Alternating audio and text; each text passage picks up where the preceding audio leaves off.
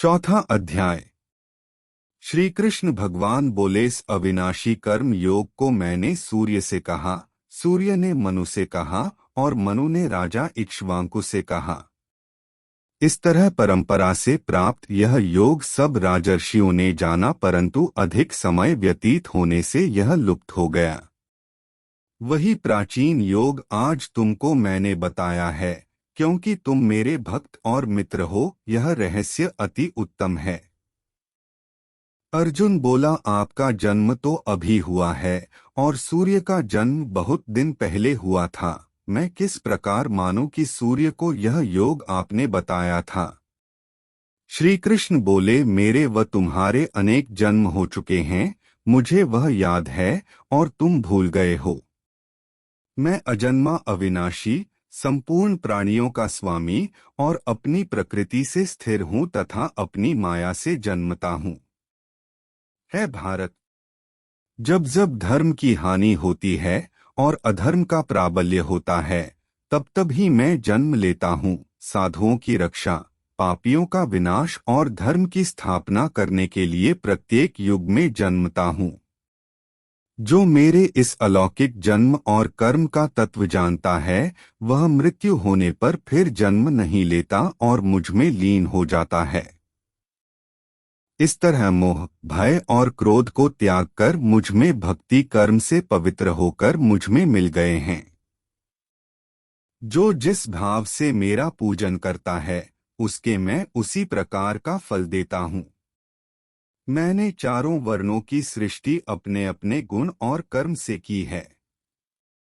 सृष्टि का कर्ता मैं ही हूँ, तथापि मुझे अकर्ता अविनाशी जानो। कर्म मुझको वृद्ध नहीं कर सकते तथा कर्म फल में मेरी कामना नहीं है। इस प्रकार जो मुझको पहचानता है, कर्मों के बंधन में नहीं पड़ता। इसी प्रकार समझाकर प्राचीन मुमुक्षुओं ने भी कर्म किए हैं। अतः पूर्व पुरुषों के पहले ही किए कर्मों को तू भी कर। हे अर्जुन, कर्म क्या है और कैसे किया जाता है, इसके विचार में विद्वानों की बुद्धि भी चकरा जाती है। उस कर्म का वर्णन मैं तुमसे करूंगा, जिसके जानने से संसार के बंधन से छूटकर मोक्ष के भागी होगे। कर्म, विकर्म और अकर्म तीनों का जानना आवश्यक है, क्योंकि कर्म की गति अति गंभीर है। जो कर्म में अकर्म देखता है, वही पुरुष बुद्धिमान है, वही योगी और समस्त कार्यों का करने वाला है। हे अर्जुन, जो कर्म करने में कोई कामना नहीं रखता है और जिसके समस्त कर्म ज्ञानरूपी अग्नि से भस्म निर्मल हो गए हैं, उसको ही पंडित कहते हैं। जो फल की आशा छोड़कर कर्म करता है और उनसे आसक्ति भी नहीं रखता है तथा निराश्रय ही सदा संतुष्ट रहता है, ऐसा मनुष्य कर्मों में घिरा रहने पर भी मानो कुछ नहीं करता है। सब कामनाओं को त्याग, मन और आत्मा को वश में कर, संसारी प्रपंचों से छूटकर केवल शरीर से काम करते हैं, वे भी कर्म बंधनों से संतापित नहीं होते। दैवयोग से जो कुछ मिल जाए, उसी में जो संतुष्ट रहता है, जो हर्ष, शोक आदि द्वंद्वों से मुक्त है तथा किसी से ईर्ष्या द्वेष नहीं करता, कर्म की सिद्धि या असिद्धि में भेद नहीं समझता, वह कर्म करता हुआ भी उससे नहीं बंधता। जो फल की इच्छा नहीं रखता, वह वासना से दूर हो गया है। ज्ञान में जिसका मन अचल है, जो यज्ञ के कर्म करता है, वे सब कर्म लुप्त हो जाते हैं। हवन करने का पदार्थ भी ब्रह्मा है, आहुति देने वाला भी ब्रह्मा है। इस प्रकार जिसकी वृद्धि में सब कर्म ज्ञानमय है, उसी को ब्रह्मा प्राप्त है। कोई कोई कर्मयोगी देवताओं की पूजा करते हैं और कोई कोई ज्ञानयोगी ब्रह्मरूप अग्नि में यज्ञ रूप से हवन कर परमात्मा का भजन करते हैं। कोई ऐसे हैं जो कि अपनी इंद्रियों को तथा सब कर्मों को संयम रूपी अग्नि में होम देते हैं, और कोई कोई इंद्रियों रूपी अग्नि में इंद्रियों के रूप, शब्दादि विषयों को होम देते हैं। कितने ही लोग इंद्रियों के सब कर्मों को और प्राणों के कर्मों को आत्मज्ञान से प्रज्वलित आत्मा का संयम रूपी अग्नि में होम देते हैं। कोई तो द्रव्ययज्ञ करते हैं, कोई तपयज्ञ करते हैं, कोई स्वाध्याय और कोई ज्ञान रूपी यज्ञ करते हैं, कोई प्राणायाम में तत्पर रहने वाले योगी प्राण वायु और अपान वायु का लय करते हैं। कोई आहार को निरंतर कम करते हुए प्राणों को होमते हैं। वे सब यज्ञ वेत्ता हैं और यज्ञ से ही इनके सब पाप नाश हो जाते हैं। जो यज्ञ में बचे हुए अमृत रूप अन्न को खाते हैं, वे सनातन ब्रह्म को प्राप्त होते हैं।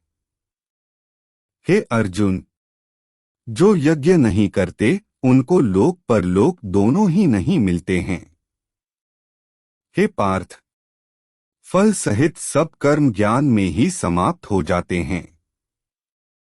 उसी ज्ञान यज्ञ के तत्वदर्शी और ज्ञानी लोग तुमको उपदेश करेंगे। इसलिए तुम उनकी सेवा करना और विनयपूर्वक प्रश्न करके ज्ञान यज्ञ जानना। इस ज्ञान का लाभ प्राप्त करके तुमको ऐसा मोह फिर नहीं होगा। इसी ज्ञान से समस्त प्राणियों को तुम अपने में और मुझ में भी देखोगे। यदि सब प्राणियों से भी अधिक पाप करने वाले हों, तो भी ज्ञानरूपी नौका से ही सब पापरूपी समुद्र को पार कर जाओगे।